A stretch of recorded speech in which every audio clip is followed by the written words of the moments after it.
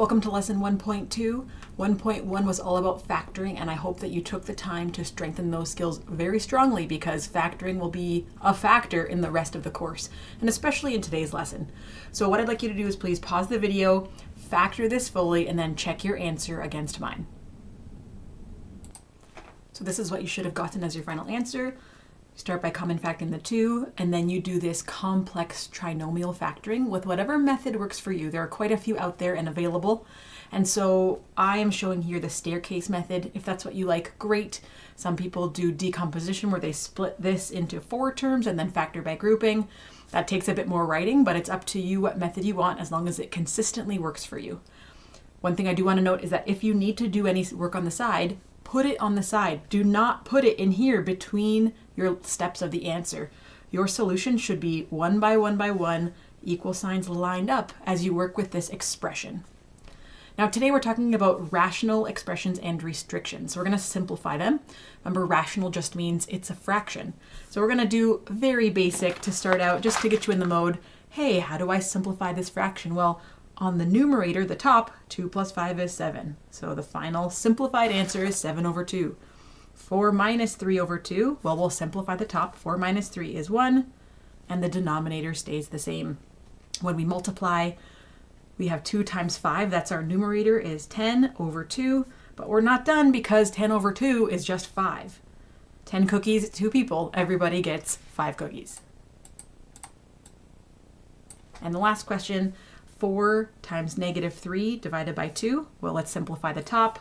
We have negative 12 over 2, which again just simplifies to be negative 6. We want to make it as simple as possible every time. Please notice also that these are expressions. It's just a math statement that we can work with to make it look simpler. And so we have a lineup of equal signs vertically in a column. Never, never, never, never, never work horizontally across the row. Do not do that. Every single time you line up your equal signs going down the column. Now, when we are talking about rational expression, it is a quotient, okay, just a division question, whose numerator and denominator are polynomials.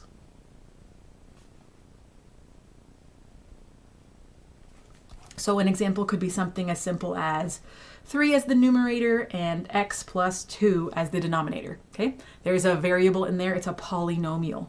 We could also have the variable on the top, and as long as there is some sort of denominator, it's still a rational expression. It could also be something as complicated as a cubed minus 4ab plus 2b squared, but you need to have a denominator, and that can also have the variables in it. So as long as there are variables somewhere and you have a fraction, it is a rational expression. Obviously, you can see how we're going to be factoring as we go through this. So the very simple steps to factoring a rational expression, to simplifying a rational expression, is to first factor. We want to factor both the numerator and denominator sort of as independent things, but they still need to be written as a fraction.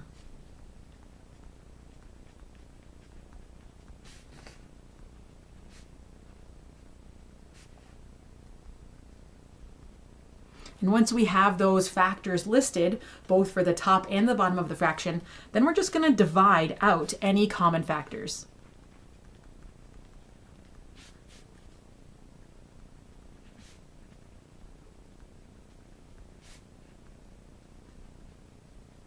So let's go through what that looks like.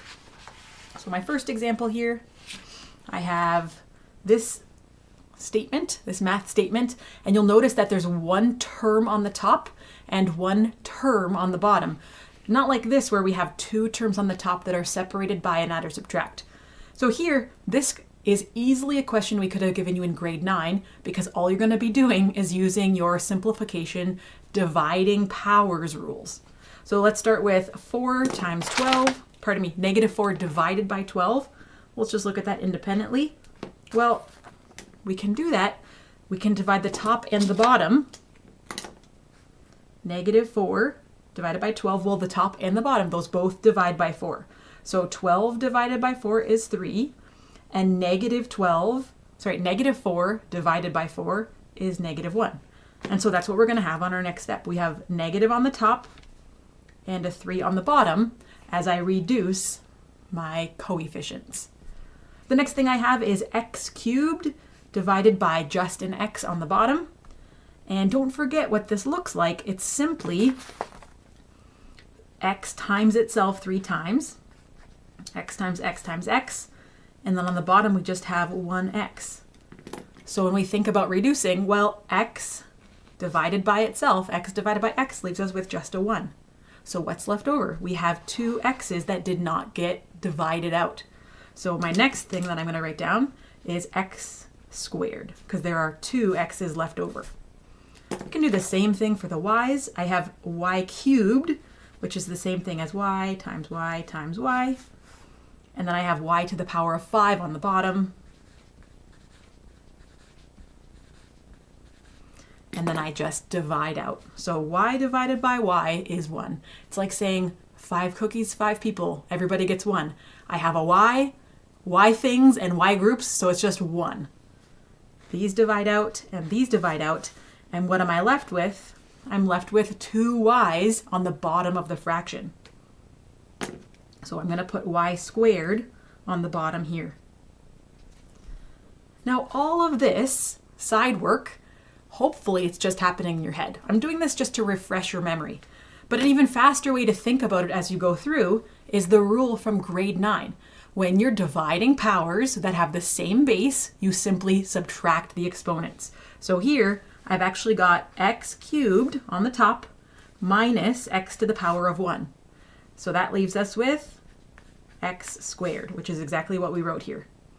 For the y's, we have y cubed on the top divided by y to the power of 5. So subtract 5. Now that leaves me with y to the negative 2.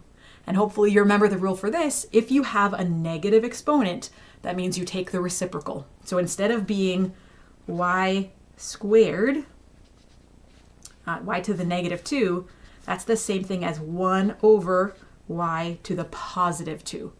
And so that shows us in 2 different ways why we have y squared on the bottom, when you think about it like this, and how we deal with that if we use our just exponent rules.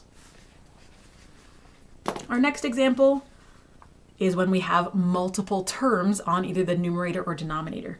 So what I want to do first is factor. On the top, I notice that I can divide out 4t. So that's going to be my common factor on the top. And 4t squared divided by 4t, well, 4 divided by 4 leaves me with a 1, so I would have a 1 here. T squared divided by t, right, just like this.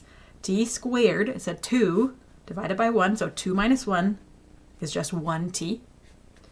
And then 8 divided by 4 is 2. And t divided by t is 1. So that doesn't have anything else there. And then the bottom, I didn't do anything with it, so I just copy it down. And hopefully you can see the utility of this. I have 4t on the top and 4t on the bottom, so those cancel out. We divide any common factors. And a simplified answer for this looks a lot better. It's just t plus 2. Now you might be tempted to say, oh, look at this. I've got 4t squared plus 8t divided by 4t. So look at this. I'm just going to cancel out the 4 and the 4, and I'll divide that. And then I've got a t and a t canceling, and a t, and that'll cancel out. And all I'm left with is just t. No. Don't do this. No, absolutely not. The only thing that we can divide are factors. Factors means things that multiply together. So here, when I took my common factor, this 4t is being multiplied by the bracket.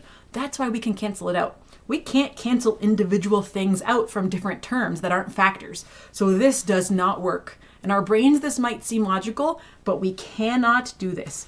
We can only cancel out factors that are things that are multiplying. Next page.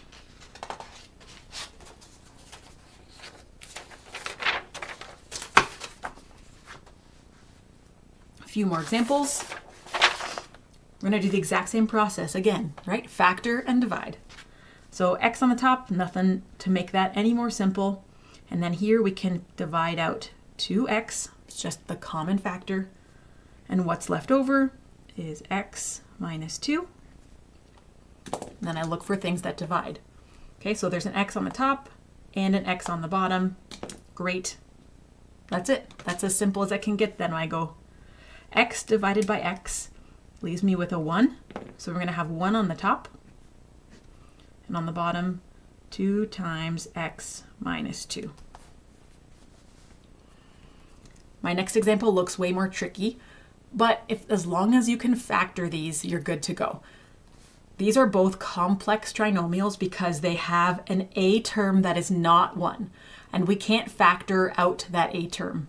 So what I need to do is my staircase method, decomposition, whatever method you use, please factor these. Pause the video and try it. Hopefully you got to hear with whatever method works for you, and you see that these two are factors, things that multiply, that are the exact same, so I can divide that out. My final answer is simply 2y plus 5 divided by 4y minus 1.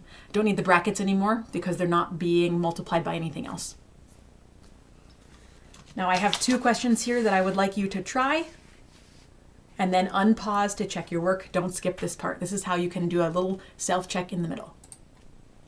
Okay, hopefully you got these answers. If you didn't, please look into it some more, ask for extra help. Talk to me if you need to. The next thing we want to look at is just an example where we're talking about evaluating at x equals negative 2. So we're going to treat this the same as the other ones. Factor first, divide out the common factors. So at the beginning, I can common factor out this 2. And at the bottom, I hope that you noticed that this is a difference of squares. So we have 2 terms with a subtract in the middle, and I can square root the first term and the last term. So how you do this really quickly with the pattern is the square root of the first one goes at the beginning of the bracket, and the square root of the last one goes at the end of each bracket, and then one bracket is add and one bracket is subtract. And we can clearly see that x plus 2 appears as a factor in the numerator and the denominator. Now it's asking us to evaluate at x equals positive 2. And so what we're going to do is we're going to take this and we're simply going to substitute it in for x.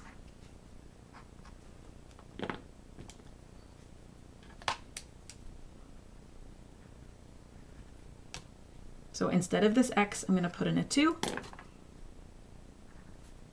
And then I'm going to simplify it down, and I get 2 divided by 0.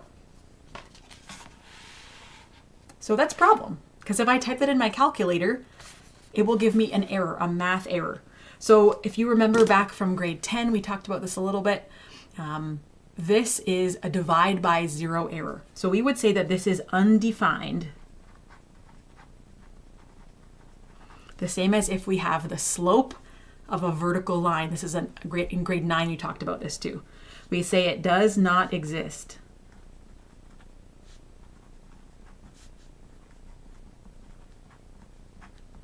Or DNE, does not exist. So the point of this question was to show you that there are actually some numbers for our x value that we cannot plug in. And we have to take that into account when we're giving our final answer. So what we're going to need to do is look at some of our questions and say, okay, I cannot have 0 on the bottom of my fraction. My denominator cannot equal 0. So what do I need to restrict? Let's take a look at this one, for example. What do I need to say that a, in this case, cannot equal? So I write a comma and then a cannot equal. And then I look at all of my denominators and I say, what number do I plug in to make my whole denominator equal 0? And when we look here, it's pretty simple. We just say, oh, well, if I imagine a negative 1 there, negative 1 plus 1, that gives me 0. So I know that negative 1 is one of the restrictions. But I can't just look at my final answer only. I need to look at my denominator throughout my working steps. So when I start with the factored step, I say, okay, here is one of the factors and here is one of the factors in the denominator. I know that if either one of these equals 0, then the entire denominator multiplies to be 0. So we've got this one covered. A, if it was negative 1 here, negative 1 plus 1 is 0. So that makes that one of my restrictions. But what about this one? And the easy way to do it is just to take